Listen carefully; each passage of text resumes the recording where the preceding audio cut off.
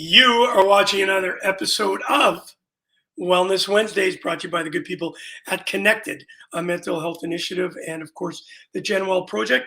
And my good buddy is here. He's in the green room just getting his Wi Fi, or he's doing makeup, one of the two. I'm not sure which. And he's going to be joining us here in a few seconds. Listen, it's been one of those weeks. Murphy's Law. I got a big event on Saturday. And events are tough in the best of times. Just to add COVID to it, and then it just makes it that much more exciting with the pivot and moving around and trying to get everything done. And I'm an okay patient guy. I don't lose my temper that much. But I had my wife tell me today, Gooch, you got to calm down. You got to take the punches and roll with them. I think that's what the statement is. So I punched her. No, I didn't. That's just terrible. Listen, it's all difficult. No matter what you do, no matter how great it looks, there always are challenges. And it's how you handle those challenges. And I can say today, I did not handle it at my best.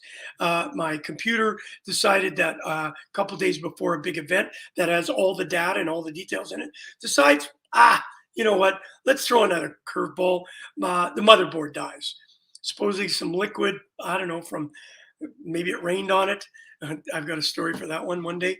And that's a challenge. And now I've just got it back, and here it is. It's right here. See the label? It doesn't work. I got it back $850 later. So I think we all have to just and realize not everything's perfect, and you're going to have challenges. And that's why I got my buddy today to give me the Zen moment. And here he is from the GenWell Project, Pete Bombaci. Pete Bombaci. Hey, not doing so good right now. He'll be back. We're going to put him down. I think he's having some Wi-Fi situations. Hey, Aaron, thank you for the call today.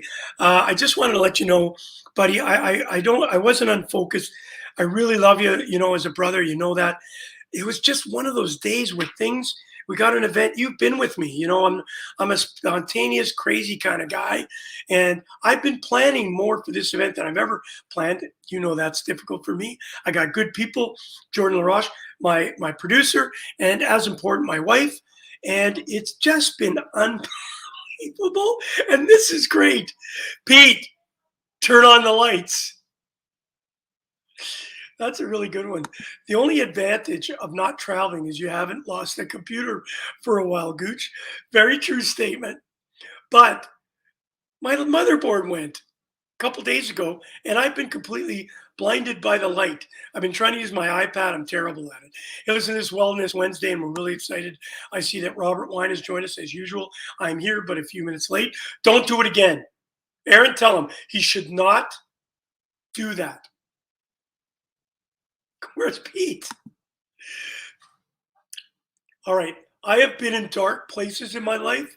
I hope he finds a light switch, because I certainly need him. Tony is the glue that holds us all together. You wouldn't have said that a few hours ago. Hey, listen, today we were actually going to talk about, and I hope we get Pete back. One of the things we want to talk about is the fourth wave. I just got off the phone with Aaron, and they're living through some pretty exciting times there. I know Pete's just piped in and said he's not sure why he's not coming on. We apologize for the inconvenience.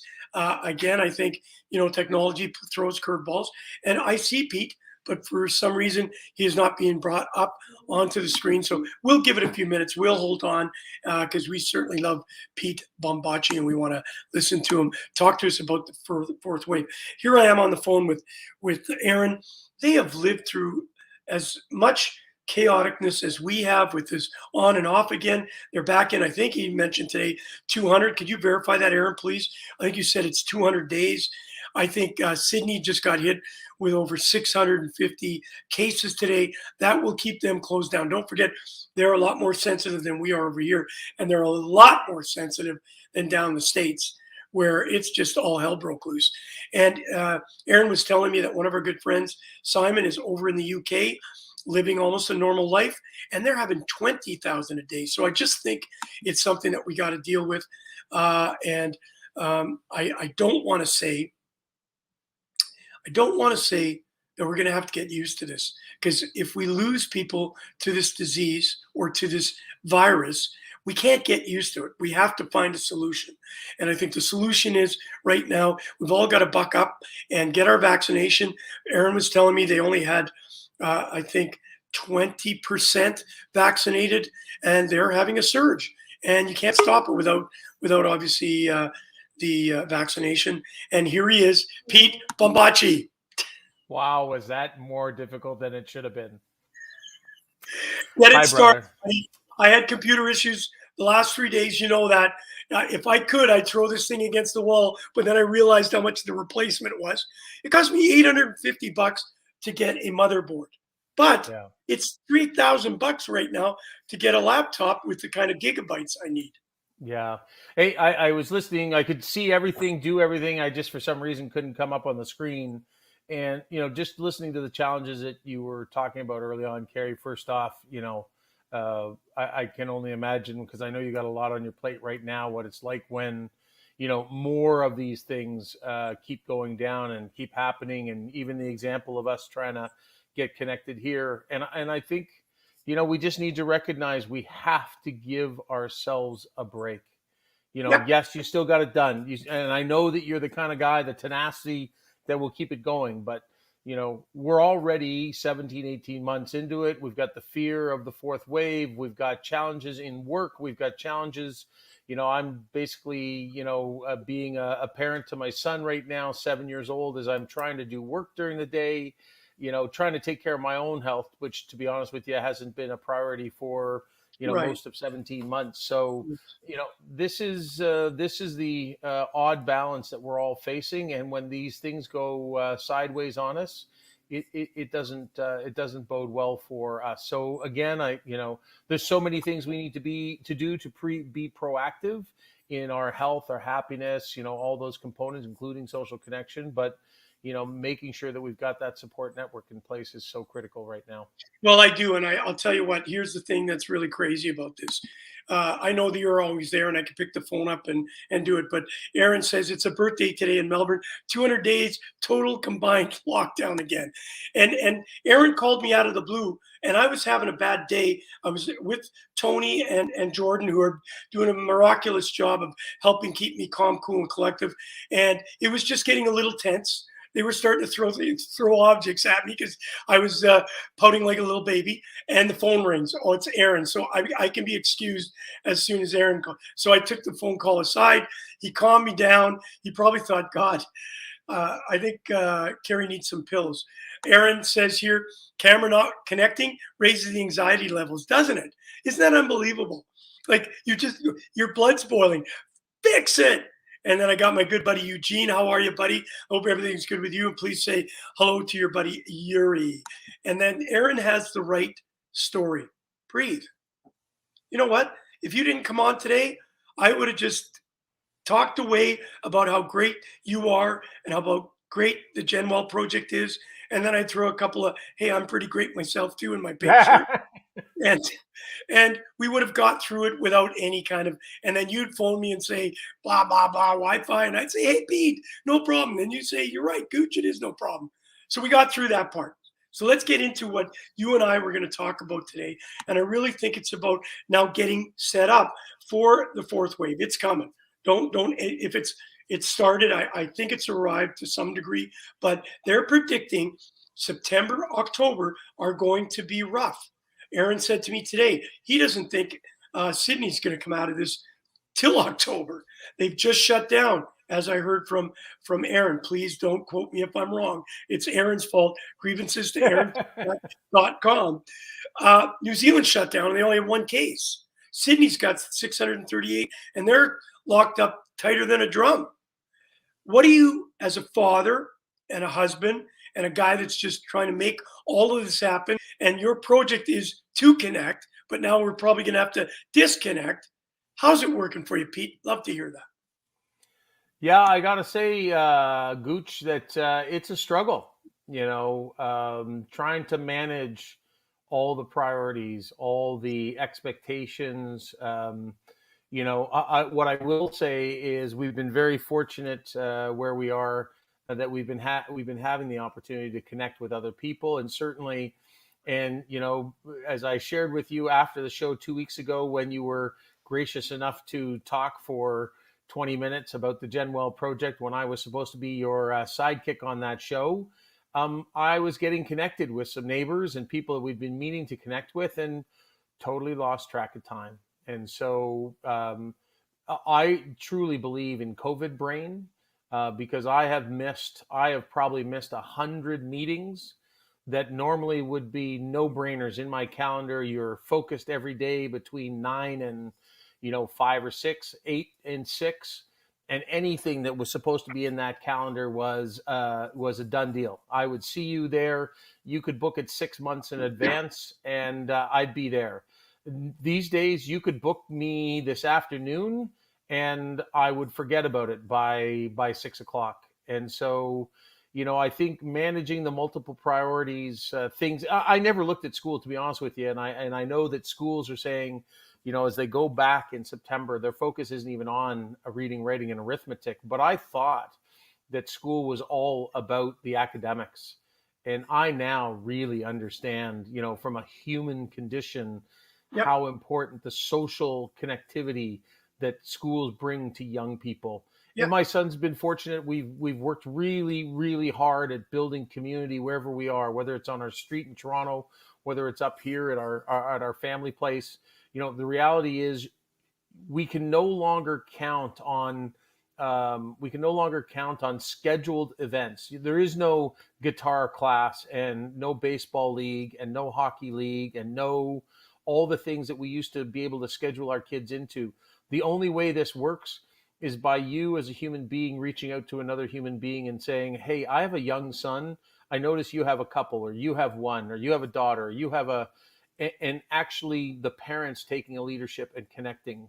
So that's just added another complexity. It was easy to schedule things. Now it actually takes effort, and that just combines with all the different things from work to health to managing kids, and it is I'm a pretty positive guy as you are, Gooch, but I would actually say it is becoming long in the tooth for me.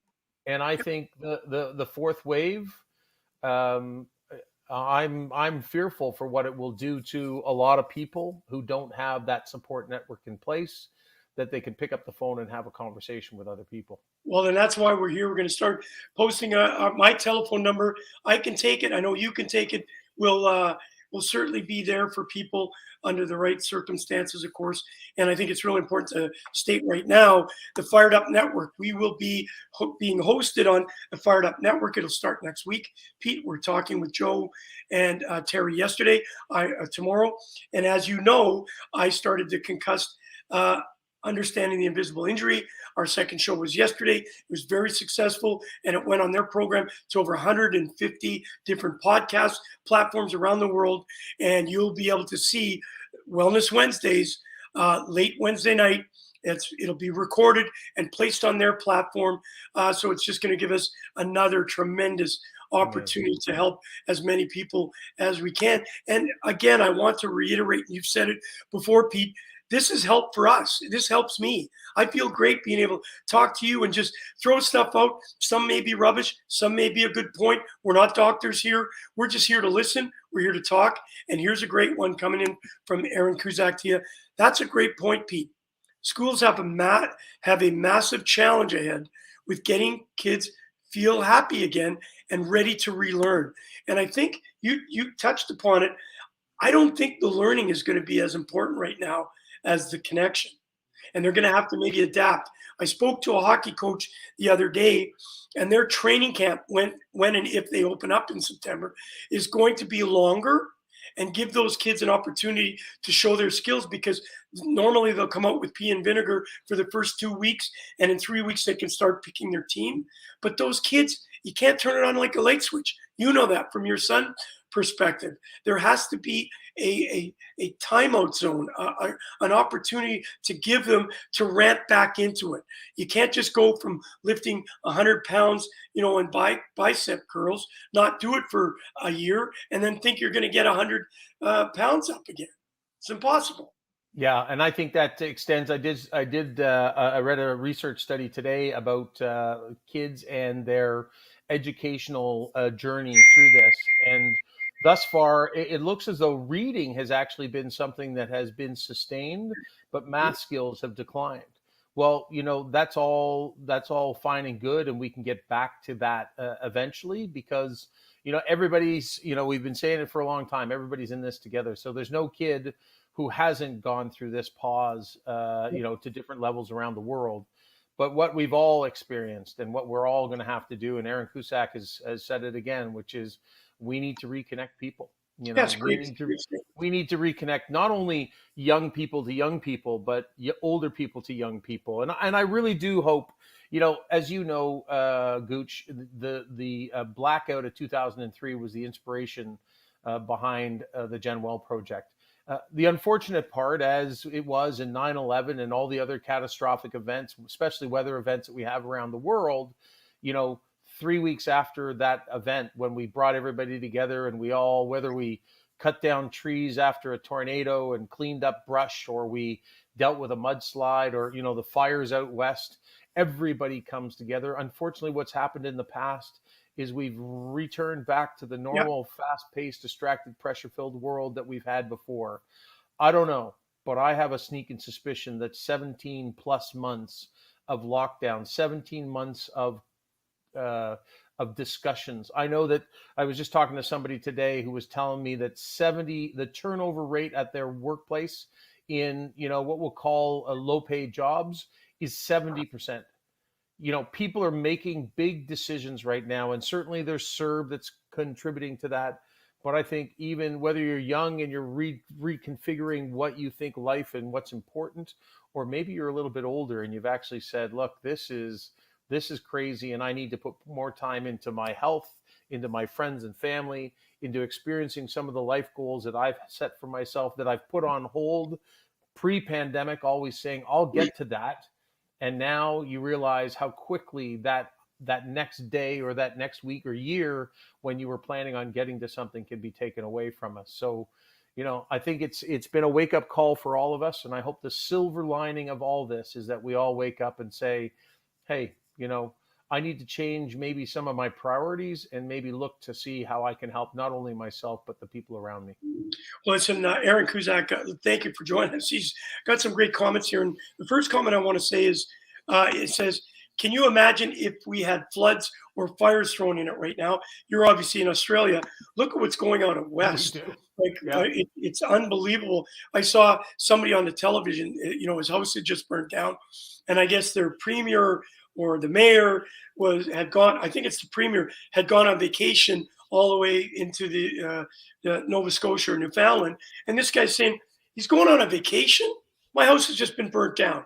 Stay here and help us, just as we are expected to do. So over here, Aaron, we're dealing with a lot of heat, weather issues. The fires are absolutely out of control. But the other one that I think he's really got here, and he's spot on, and this, I want to hear you talk about this because on September the 1st, you and I are going to have Stephen Morris here, and we're going to talk about reintegrating. And that was before we even talked about this. I booked him before this fourth wave situation. So I know it's going to be very interesting. But we have to relearn social skills again. I don't think it's going to be like you and I can go out there. We've had this conversation. I'm a little bit more, and I know you are, we're bubbly people. I haven't had that much problem. I don't mind talking with people. But if you've already been a little bit of, inside yourself or, you know, uh, I don't know what the word is. I can't think of the word right at this point. An introvert. How do you ever expect to go out and be able to open up a conversation again? Yeah, I think it's a great point, Kerry. We have a situation, and I think right now, I think a lot of people were becoming very hopeful that we were through this, and that September was going to be the kickoff to, the new normal, which meant we got the opportunity to, see each other, that kids got back to school, and life took on somewhat of a normal state like we've been used to in the past. What is really gonna, I think, upset a lot of people here as we continue to move forward is all that hope is going to potentially be broken. in the sense that we may not get our kids back to school very long, that we may not be able to get back to an office. I just had somebody share a comment on his LinkedIn today with me that said he went back to his office for one day last week. And he said the emotion that he had from going back to the office and seeing fellow colleagues again, Oh, he true. said, I couldn't believe how excited I was to see people, to collaborate, to discuss, so we're all craving it. And frankly, and Kerry, you know this, this issue didn't just start in the pandemic. We were more disconnected from one another than ever before And the pandemic. that's why you developed and created the Genwell Project. It was already very, very, it was an underground, but we knew people like yourself and myself, we knew there was something not right. Yeah. And so, the important thing now is we're all conscious and aware. And to your point is, so what do we do? And the advice from the Genwell Project, and I know that you and I are aligned with Connected, the end of the day, digital technology is a great way to supplement relationships. So look for the ways in which you can connect. Make sure you write down your list. Who are your 5 or 10 people that are your go-tos? If you don't have them, maybe there's some outside resources. There's certainly helplines, crisis lines that you can go to build connection. Volunteering. Is there a service that could use some extra hands, whether that's virtually or in person? Volunteering is a great way to not only build purpose in your life, but also build connection with people that are empathetic and compassionate. There's lots of different ways in which we all have a neighbor. There's somebody right beside us, wherever we live. What about going and doing a kind gesture? What about baking some cookies? I don't care if you don't bake, go buy some cookies and wrap them in a nice package, buy a carton or something and put them in a carton and drop them off and just say, hey, I've been missing connecting with you, or, I really hope, I look forward to connecting with you again. And, all these little things can just send messages of positivity, can help start building the human connection that we need, because, everybody's going to be seeking it. And some people are going to be really, game, like you were talking about, interested in doing it. And then there's going to be other people that are going to struggle. And the important message from both of us, I know this, which is, hey, for some, we're asking you to reach out because it's not about you. We're asking you to reach out because of the impact that you might have on somebody else. So look around, find that senior, find that young person, find that introvert, find that, person with a disability, find that new Canadian, find that Indigenous individual, find the person who might be struggling, and just say, hey, can we get a physically distant coffee going? Can we put something in the books that I see you every couple of weeks? Let's all look out for each other and let's help make the world more connected, because we need it more than ever. Well, you started it and it's happening. August the 26th. It's a Thursday night at 6 o'clock. We are having our party at the Bottom Line. I'll be sending you an email tomorrow. Tony has confirmed it. I'll be at a golf tournament that day for our buddy Steve Lutzik in Hamilton. And I'll be driving back from that to join. I hope yourself, and I know you had some interns. Abdul, we're going to have our interns there. We'll talk about that a little bit later. Aaron's got another good point, but Aaron, your points are way too good. Before I bring this one up, I want to tell you about my little story. I went back to Winnipeg last weekend, which was fantastic. My brother came in from Saskatoon, fantastic. I met friends, fantastic. Everything was fantastic. I get to the airport. I'm nervous. I've got asthma. I'm a super elite, a million mile club. I've got all the privileges anybody could have flying. I get to the counter. They treat me like a rock star. Put the tag on my golf bag, which had all my clothing and everything in it, because I didn't need it on the plane. Off we went. I go up to the lounge. I can't get in the lounge. It's a 35-minute wait to get in the lounge. So that started my anxiety. I needed to go in the lounge so that I could hide from people. Because, Pete, the place was packed. The airport was packed.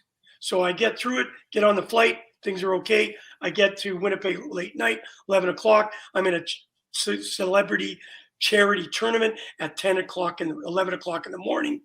At 11:30 at night, no bag. They lose my golf bag. How do you lose a golf bag from Toronto to Winnipeg? There was no connection. How do you do that? So anxiety heats up, can't get a hold of anybody. Nobody knows. They can't even find it in the system. So that morning I wake up thinking that there's another flight from Winnipeg coming. It'll be there at 9:15. I'm waiting for somebody to call me and say, Mr. Goulet, we found your bag. It's on the flight. I don't get a call. I know nothing about it. I have to go to a golf game. I have no golf clubs. I have no golf shoes. I'm meeting my brother. I'm in a bad mood. And then it just derailed from there. What's concerning of me is that I was with a bunch of people that love me and I loved. All my hockey buddies I haven't seen. I found out that one of my line mates is living on the street in Winnipeg. I will not mention any names. A wonderful human being that I left Winnipeg. He was solid like a rock. He's living on the street. Another one of them is having major alcohol issues. Really good friend of mine that I would have never thought would have happened. In just that little big chill moment, and I'm going to call it big chill because it really opened my eyes to things that we suffer, but there's a lot more other people that are suffering large.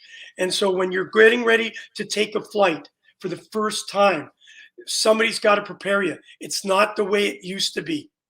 It's not even close. You have to be prepared to wait. You have to be prepared to be in large groups. And you've got to be prepared that the airlines are not going to be as proficient, and they were bad before the pandemic, as they are now. And I'll tell you what, I came home from that weekend feeling lots of love.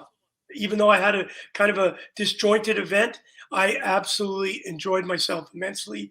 And I just wanted to throw that one out because I think it's important for people to know it happens to all of us. And so you just have to make sure that you take care of yourself through it. Yeah. Hey, all I'll say is, Gooch, I got anxious listening to you talk about your journey to Winnipeg. And so, and I too, traveled a lot. I felt very comfortable, hopped on planes, off planes, no problem. A little bit of that guy who used to run through the airports, but we don't use his name anymore because, he's not the guy you want to be mentioning anymore. But it does sound like it's going to be a challenge, and obviously different people, different states. Some will do it easily, some won't. And then again, this is where we all need to cut ourselves some slack and other people some slack. Yes, your golf clubs didn't make it, but you were playing golf, and that was a pretty good thing. Horribly. Yeah.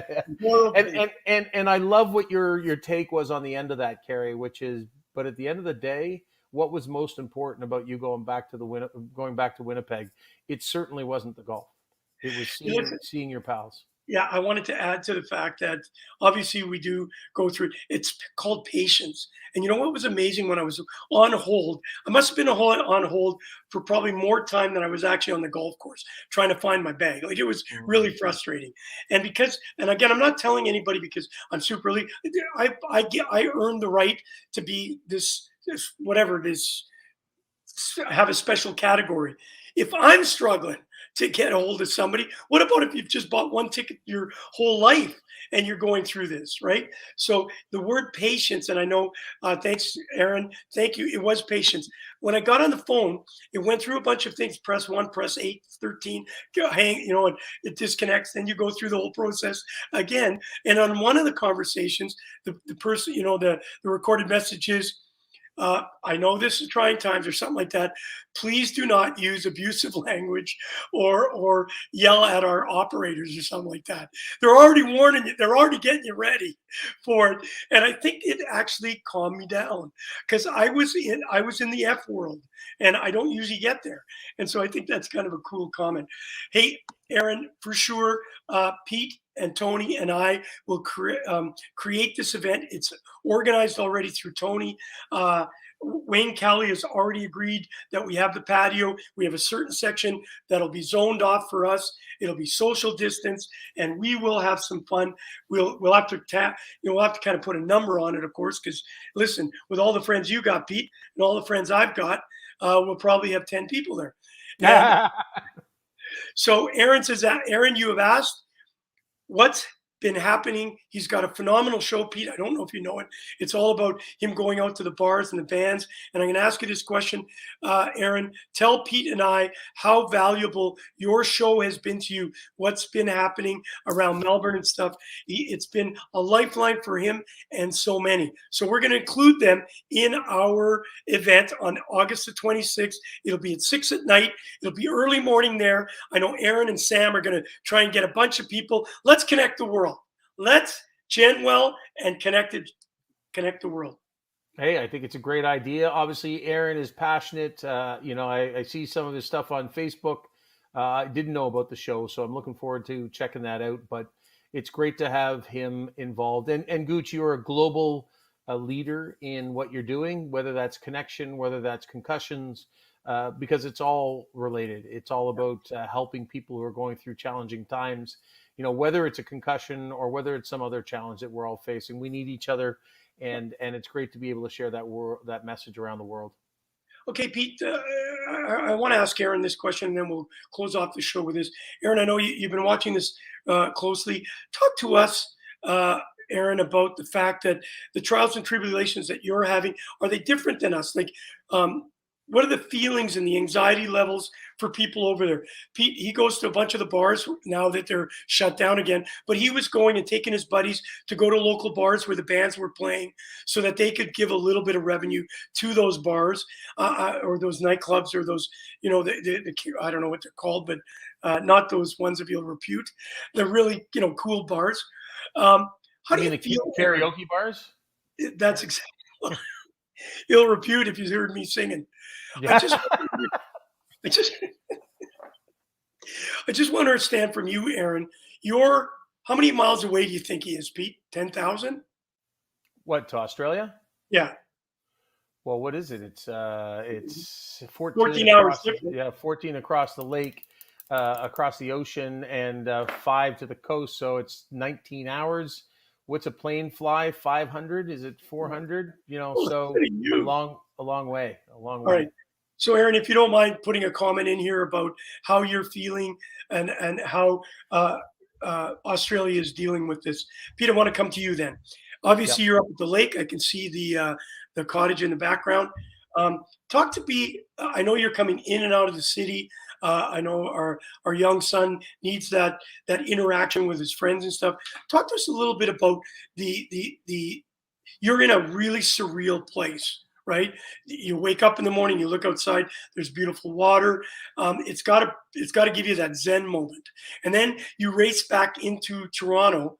What's the difference? Like, does your heart start pounding as you get closer to Toronto? Do you have anxiety, or are you elated that you're getting back into, kind of a connected world? Love to hear your take on that. Well, it's interesting. Even though we're up north, to be honest with you, I am on my computer, 8 hours a day. And so I don't feel like I'm just working from a different location. This could be Bloor and Spadina. This could be, Burlington. It could be, Lindsay, Ontario. The reality is, that's the power of technology to make us stay connected. And I think the only difference is, obviously with a young lad, that the opportunity to take a 20-minute break and go swimming or go catch a perch. All those things are important to do so that we don't waste one of the silver linings, as much as it's tough to manage this stuff sometimes, one of the silver linings is that they're with us all the time. And I don't want to waste this opportunity to go and do some of those things that really are important for a child and for the bond between a parent and child. But when I come back into the city, I will say there's both sides of it. It is, I'm leaving the lake, but it's also, hey, I'm coming back to the place I call home. Yeah. And, and it feels exciting. And to know that, whereas up here, the neighbors aren't as close as they are in the city, we've built a pretty strong connection with the neighbors on our street through COVID, even before, because of the Genwell project. Because I look forward to reconnecting with my neighbors and spending time and seeing some of my buddies as well. So it's a good approach both ways. It feels good to be here, but it'll also feel good to go home at the end of the summer. Hey, Pete, if you don't mind, can I tell you a perch story? Yeah. Before that, I want to do this. Thank you, Robert Wine. The distance from Toronto to Melbourne is 16,258 kilometers. Now, is that on the outskirts of Toronto and the outskirts of Melbourne? Is that middle to middle? I'd love to know that. Aaron, we're going to come to you and we're going to end it with you, Aaron. But I do, now that you brought up perch, I got to tell you this story. I loved fishing. I was a big fisherman, believe it or not. Because at Winnipeg, and then we have, I think it's the home of 1,000 lakes or something like that. So as a kid, my uncle would take me out, and I had a buddy that owned a flying fishing camp in years, and I'd go pickerel catching and all that stuff. So I've been blessed when it came to fishing. The last few years, I haven't been fishing as much. I went fishing with my good friend Grant Hay off the coast of New Zealand and caught a red fish that was, I'll send it to you. It's really cool, very unique fish, and I caught it. So that's my trophy. I threw it back in the water. I'm in a canoe with my other buddy, and we're on this small lake. It didn't allow motorboats, and we thought we were smart, and here we are rowing, right? And we are trolling. So we're rowing and trolling, and I got a snag. And we're just, big perch are, they're this big. Yeah. So here we go. And all of a sudden, poof. The rod? Here goes my rod and reel into the water. Okay? True story. So you can't pull, like when you get snagged, you can't, use the force like the motor does, right? Yeah. You keep moving. So there goes my rod and reel. So my buddy and I figure out, okay, it's roughly there. So we go back and he's throwing it in, maybe the line is floating. He catches my rod. Wow. And disconnects whatever the snag was. And he reels it up, and there was a perch on the end of the rod. Wow. That is a good story. 38 years ago, and I can't remember the lake. It was on the border of Manitoba and Ontario. So there's my. Well, it's time to get you up here, and we'll go out and do a little fishing. All right. So we did ask Aaron. Aaron, you're going to end it off. I want to hear your comments on this one because Pete, you're closer to the business world right now as far as, you're downtown and you're talking to a lot of businesses and a lot of people about the general project. I'm really focused on doing events and trying to so I haven't been that close to the business world outside of my own. So Aaron, we've asked him, lockdown 5+ is at the worst now. The anxiety levels are at an all-time high. We are an island after all, and we can't get it together. That's a very good point because why can't they get it together, Pete? They're an island. They can close off everything. We, unfortunately, are still connected to other, lands that we have to have all of our, our vegetables and produce come over the border, right? So we do have a lot of opportunity to have this vaccine or virus continue on growing. Whereas in Australia, they can close everything off. Their food is brought in by ships, and those people that are on those ships don't actually come in the country. So that's a question to you. How do we maintain sanity when there isn't any in the world when it comes to this? Because you said it earlier. We're all thinking that we're through it. How many times have we thought that? Hey, it's just around the corner. I think it was Mr. Trump that said, we're going around the corner. He forgot that there was a bus coming and hit us. Yeah. Talk to me how you feel about what Aaron's has said. Obviously, anxiety's at the high time, the all-time high. Is that same here in Canada? Yeah, I would tend to agree. And I think, it sounds like Aaron and the Aussies are a little ahead of the curve on us in the lockdown, in the fourth wave. And so, and I don't know how, the great thing about New Zealand and Australia as islands is that they do have the opportunity to close some doors. So I'm sure there's a lot of concern down there. And obviously the Prime Minister of New Zealand has done an incredible job locking down the doors every time they've had a blip of coronavirus down there. And she's been heralded as, best in class. Yeah, best in class, but best in class for somebody living on a small island with a small population. Yeah. At the end of the day, it's not as easy for other countries. Australia, those numbers sound pretty crazy, but this Delta virus, which, apparently has 1,000 times, whatever it is, the particles in the nose or whatever. This thing is very contagious, and obviously it's not just unvaccinated, it's vaccinated people too. So I was just reading an article before we came on. It just said, hey, we all, and I heard you before I even came on, you said the last thing you want to sell people is we have to live with this. And yes, we don't want to have to live with the deaths of loved ones in this, but we do need to start becoming accustomed to having this within our society, and taking the precautions. And you know what? If my kid has to wear a mask all day to go back to school, then he's going to wear a mask and go back to school. And I'm willing to take that risk, assuming that the school is doing everything that they can to make sure things are clean, COVID clean, and all the precautions that we can, Yeah. because we need to get back to each other. And I'm just saddened by the numbers and stats that Aaron's sharing there, just about small businesses who are finally, after 17 months, throwing up their hands. And I think we're going to see the same thing in Yeah, I was this. going to ask you that because Aaron's mentioned that a couple times, and Aaron does go out to the local bars, as I mentioned to you. He loves food.